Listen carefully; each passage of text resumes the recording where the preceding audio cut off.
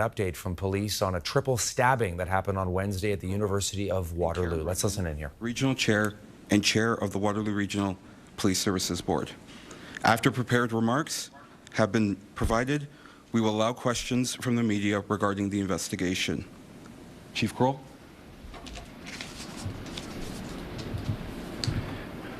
Thanks, Andre. Good afternoon. I'd like to thank you all for joining today as we provide an update into the major incident that took place yesterday on the campus of the University of Waterloo.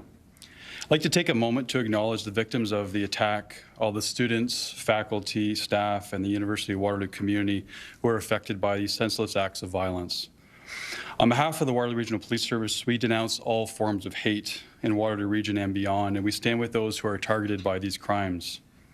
I also want to take a moment to thank all those emergency services personnel who responded to the critical incident yesterday, including Waterloo Region Paramedic Services and the University of Waterloo Special Constable Services. Members of our Integrated Mobile Police and Crisis Team, IMPACT, those are our partners with the Canadian Mental Health Association, were on scene on campus throughout the evening yesterday and remain engaged throughout campus providing support. Today we are announcing that we have arrested Giovanni Villalba Ailman, a 24-year-old male who was an international student at the University of Waterloo who recently graduated. He has been charged with the following offenses: 3 counts of aggravated assault, 4 counts of assault with a weapon, 2 counts of possession of a weapon for a dangerous purpose, and mischief under $5,000. Mr. Villalba Ailman was held in police custody overnight. A court appearance was held today and may still be ongoing, and we have recommended that he be remanded in custody. I want to take some time to walk through our investigation to date and provide some clarity on the circumstances that led to the devastating violence that occurred yesterday. At 3:37 p.m., our communications center received multiple 911 calls from students at the University of Waterloo advising that people inside a classroom had been stabbed. Thankfully and proudly, members of the Waterloo Regional Police Service immediately responded and arrested the suspect to quickly restore public safety and calm. Members of the WRPS Neighborhood Policing North Division Patrol were immediately dispatched to the university campus. The first officer arrived on scene within 3 minutes at 3:40 p.m. Officers were directed inside of Haggie Hall, where the stabbings had occurred, and they located the accused male within the building and placed him under arrest without further incident. Initially the accused had posed to be a victim. However, officers quickly identified him and placed him under arrest once he was identified based on the description provided. Since our initial response, we have learned more information in regards to exactly what occurred. WRPS investigators have determined that the accused specifically targeted a gender studies class in Haggie Hall at approximately 3:30 p.m. The accused was not a member of the class, but spoke with the professor in the classroom before attacking her with 2 large knives without provocation. Several students attempted to stop the attack, while others fled the room. While students were trying to escape, the accused stabbed 2 students and attempted to stab a 3rd student who was not physically injured. As a result of the attack, the following physical injuries were reported. The involved professor, a 38-year-old female, sustained serious but not life-threatening injuries from the stab wounds and was transported to an out-of-region hospital. 2 students within the class were injured. A 20-year-old female sustained serious but non-life-threatening injuries from stab wounds and was transported to an out-of-region hospital as well. And a 19-year-old male sustained non-life-threatening injuries as a result of stab wounds and was transported to a local hospital. In terms of the investigation that has been conducted thus far, investigators have reason to believe that this was a planned and targeted attack motivated by hate related to gender expression and gender identity. I'd like to stress that the investigation remains underway and some details have not yet been clarified. We appreciate your collective patience while this occurs. We have since sought judicial authorization to search the suspect's home to further our investigation. At this point, there's no information to suggest that the suspect coordinated with anyone else in carrying out this attack. At this point, our investigators are not ruling anything out in understanding the motivations behind this incident. And as always, we work closely with other policing and public safety partners, however necessary. The WRPS Equity, Diversity and Inclusion Unit has conducted outreach with effective community partners across Waterloo Region. It is both sad and disturbing that this incident has occurred during Pride Month. a time where we celebrate and recognize members of the 2S LGBTQIA+ community. We hope that this incident does not diminish from these celebrations, but instead encourages us all to come together, to continue to celebrate and continue to inspire love over hate. Again, we extend our sincere condolences to all those impacted by this senseless act of hatred. Our members will continue to work tirelessly on this investigation to ensure that no further harm or threat exists and to bring closure to victims, the University of Waterloo, and the entire Waterloo Region community. Once again, I'd like to thank all members of the Waterloo Regional Police Service and all responding community partners who have worked closely with the university towards a safe resolution to this dynamic and traumatic incident. After we hear from Chair Karen Redmond, who is the chair of our Police Services Board and chair of the Regional Waterloo Region, I will be available to answer any questions that you may have. Thank you.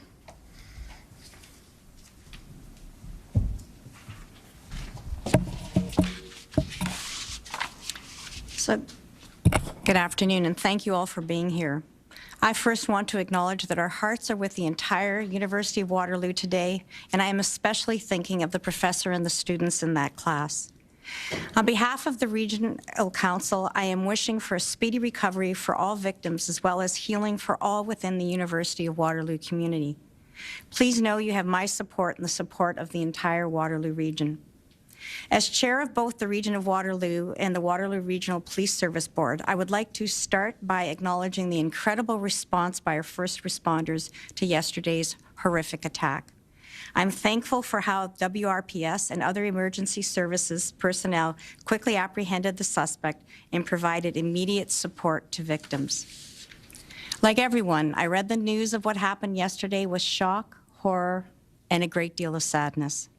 This community has been my home for my entire life, and I am proud that we are known internationally as a safe, welcoming, and inclusive place. Yesterday's violence is not Waterloo Region. It is not the community that we call home. This incident is a tragic reminder during Pride Month that as we celebrate our progress, the safety and well-being of some in our community is still in question. Today, we are one community standing strong behind you, and we hope for a quick recovery and healing. As this investigation is ongoing, I know WRPS will be thorough and meticulous. And again, I want to thank the staff, students, and community at the University of Waterloo for their response and the greater community for its support. While this is a shocking and horrific act, it must be denounced. We must make it exceptionally clear that hate or prejudice in any form is unacceptable. Gender-based violence undermines the dignity and the rights of all residents. Let's use our collective voice to speak out, promote inclusion, and recommit to the necessary and critical work to create a safe, welcoming, and inclusive community for absolutely everyone. Thank you.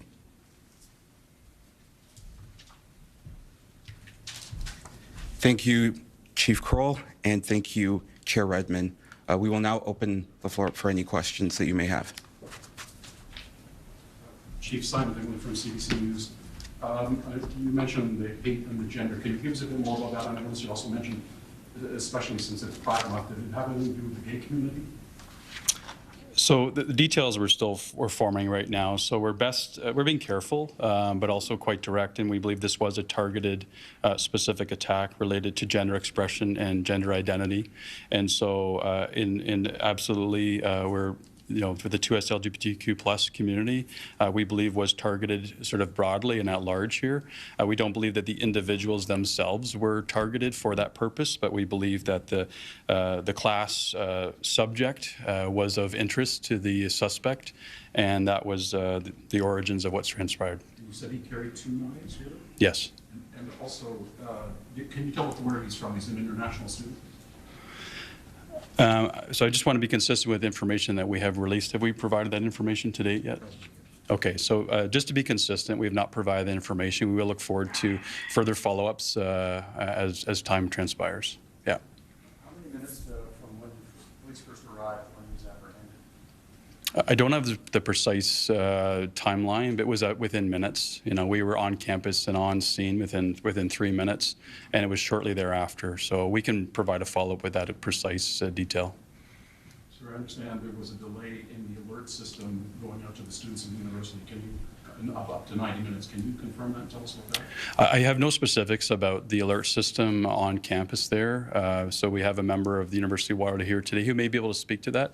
But I'd just like to clarify that the Waterloo Regional Police Service has an integrated member on campus with the University of Waterloo who helps to run and also coordinate the special constable services. So from a partnership and a campus safety perspective, we believe that it is a safe campus overall. We believe that there are measures in place from a planning and a reaction standpoint that are in line with public expectations and our best efforts to provide a safe campus given its size and scope. Are you seeing more of this type of crime, state-motivated crime? So I know in speaking with policing partners across Canada that this has been a troubling and disturbing trend that we've seen, especially during Pride Month. I think we all know that there's a polarization in society right now, both online and in the real world, and there's conversations that are spilling over into everyday life. And so I can say that we have seen in our community a small uptick in events recently related to targeting the Pride 2S LGBTQ+ community and hate-motivated incidents. And we're absolutely focused on addressing those with the best efforts that we have. Sticking with online, a couple students that we spoke to, they said that they were hearing chatter about this attack. Is that something that Waterloo Region has heard, or is that something you guys are looking into now? So I'm not familiar with any of the chatter. What I can say is there's a flurry of activity that does occur. I'm not aware from an investigative standpoint about information before this event took place, but certainly after, there's all kinds of conversations that occur online. So as part of a fulsome and thorough investigation, we take everything into context. And our investigators will not leave anything out. We will leave no stone unturned in ensuring that we have a full scope of understanding what exactly has happened. Sorry, can you go into more detail? You said once officers arrived, he was pretending to be a victim?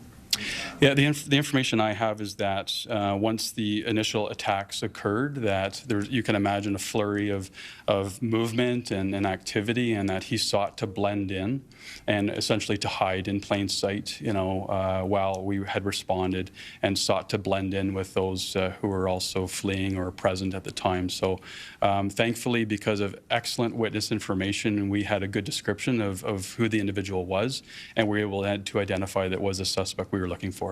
So there was some intervention, some of the students who were, can you speak at all about what transpired there, or how they intervened, or what happened in that situation? So from what I'm aware of, I believe it was a class of approximately 40 individuals.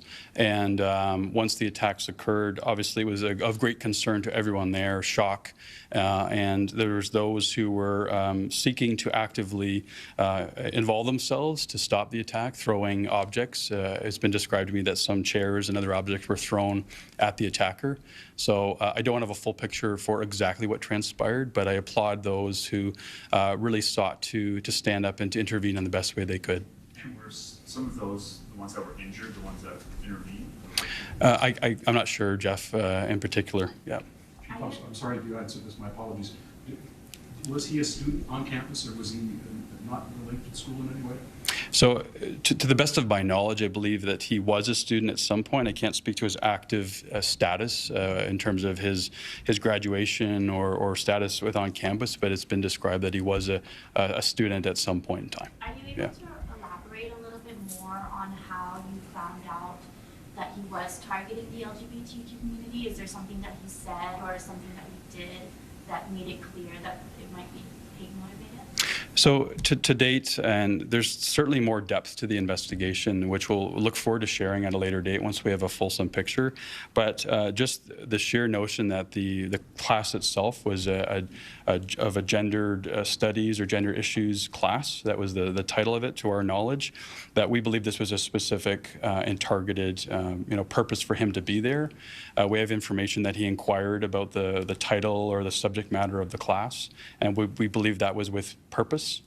And the information that we're gathering today lends us to believe through the course of our investigation, and including an interview with the accused, that that was his purpose, was to make a statement, was to purposely target that subject matter of gender identity and gender expression. Chief, Jim Lewis, CTV. I'm trying to decipher this clearly because as we know, is super emotional, so, and there'd be a lot of fun. Did he have an online presence that indicated also that he was hate motivated? Or was it just a conversation he had with the teacher or the professor just prior to the attack? So I'm not personally aware of any online activity. That's part of our investigation, and we look forward to potentially providing a follow-up response to that. What I can say that there was that exchange with the teacher in question that led us to believe that he was specifically interested in the class subject itself from an ideological perspective. And also our investigators have sought judicial authorization for the subject's residence, as well as a deeper scope in terms of any material that might lend us to understand what exactly was the mentality, what was the purpose of what occurred. Now, Chief, I understand, I understand that there's an evidentiary value that is involved in that conversation, but the conversation he had with the professors, the victim, what was that nature without I know it's a fine line there for you, but to understand this fully, we have to kind of understand what that conversation Yeah, I believe it was a short conversation just to understand and to verify the subject matter of the class. So he asked Yeah. the professor, What's the class? Yeah, something to that nature, yeah. There was an answer, and then he just began the attack, nothing more after that? Essentially, yes. Was he known to police at all before? He has no criminal record. You said there's like an additional charge for him, a little bit from, I believe about a week before. Can you speak about that at all, and what that charge is about? So I'm not, maybe Jeff, I've confused maybe something here. What I can verify is because there was an individual who was not physically injured, but there was an attempt to harm another individual, we've laid an additional count of assault with a weapon for the attempted assault with a knife on an individual who was able to escape from the grasp, but I'm not. Is there a missing charge? Well, So that's a portion of the investigation that we're still not disclosing at this point in time, related to an object that was destroyed, and we'll provide further information as the investigation unfolds. You Yeah. said earlier there was an uptick in attacks against the community. Can you describe what some of those attacks have looked like in the region? So what I can say is locally and also across Ontario and Canada, we've seen a number of pride flags that have been torn down, taken down in that manner, and that relates to to a mischief-related offense. And so I think you're all aware that there are hate-motivated incidents which may not reach the criminal threshold of a hate crime, and there's also hate crimes which reach that strict legal definition. But we have seen and heard across Canada that there is a disturbing trend of this sort of targeted mischief or destruction of property, specifically related to the Pride community. And we can provide some additional information in regards to the numbers that we've seen over the past couple months. Happy to do that. Yeah. Sorry, my last one. So obviously you mentioned that how things have kind of been increased the last little while. So what's happening now on campus? Is there going to be an increased police presence for the next little while? Because obviously classes are still going on. And then I don't know if you have a message for students that probably might be on edge with having something like this happen. So we work very closely with our partners at the University of Waterloo, and just want to make it clear that we believe that we have addressed the threat immediately, and we have restored, to the best of our nature, a sense of calm and safety to the campus and the larger community based on eliminating the threat of this individual. We have no reason to believe that there's any others related to this specific incident. In terms of any messaging to students and the larger campus community and the City of Waterloo and the region at large, we just want to reinforce, certainly extending our condolences that this has occurred. Chair Redmond spoke well about, the unacceptability of any act of hatred within this community. But our hearts go out to all those impacted directly, but those who are watching and listening and hearing that this has occurred in our community. It doesn't speak to our values as a police service. It certainly doesn't speak to our values as a region, and I think as society at large, that people will be in any way, shape, or form targeted for who they are, how they express themselves, gender identity, gender expression, or otherwise. So we certainly want to reinforce to all those impacted that we are here for you. as a police service, we will continue to work tirelessly to address this specific investigation, but also to address hate and hate incidents more broadly. And this is an important investigative avenue for us, where we will do everything we can to work with all community partners tirelessly to address issues of this nature. How does the police investigation go about the specter of hate charges related to this? So we work, on a couple levels. First is the initial response, and then we have specialized investigators that do the fulsome analysis.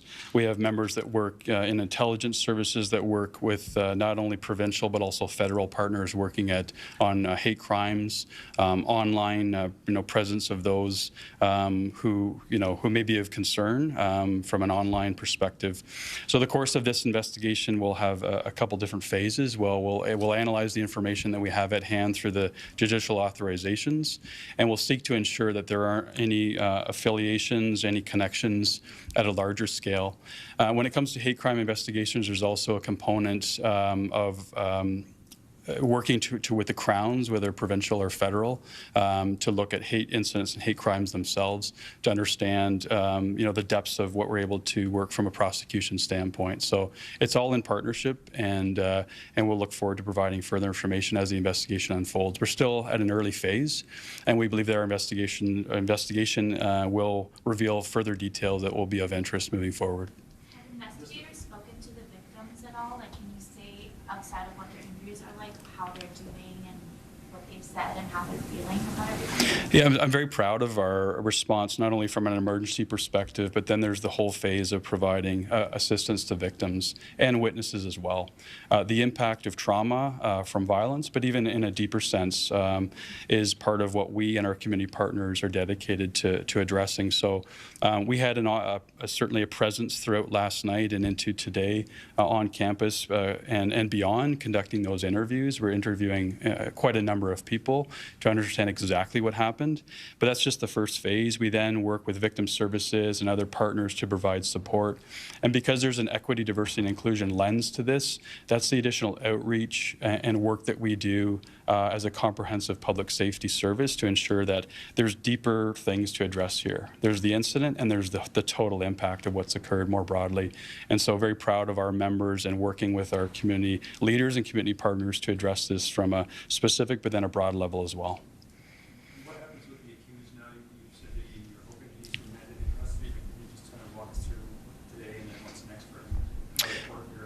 Yeah, so part of the timing of today was just staging this to allow the court proceedings to occur. So the individual was held overnight and then was available in court today for a bail hearing. At the time that I entered here today, I believe that the court proceedings were still being finalized. And so we made recommendations to remand the individual in custody, which is when something of this magnitude occurs, because we have continued investigative avenues to go down, that's a normal investigative or another normal recommendation that we make. And so we'll have to wait to see the official news from the court, and we may have that in short order to provide. All right, so we're following this live press conference going on in Waterloo, Ontario, southwest